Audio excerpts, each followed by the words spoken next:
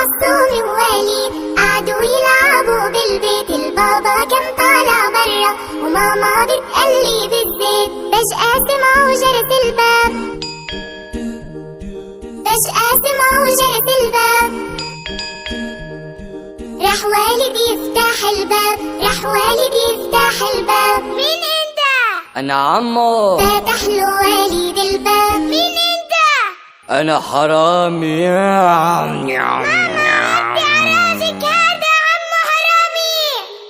ماما خافت واتخبت بالغرفة. حكيت تليفون عالشرطة واجوا اوام. ماما خافت واتخبت بالغرفة. حكيت تليفون عالشرطة واجوا اوام. هرب الحرامي وسرق البيت، كان رح يخطف معتصم ووليد. هرب الحرامي وسرق البيت، كان رح يخطف معتصم ووليد. شو كان لازم اعمل؟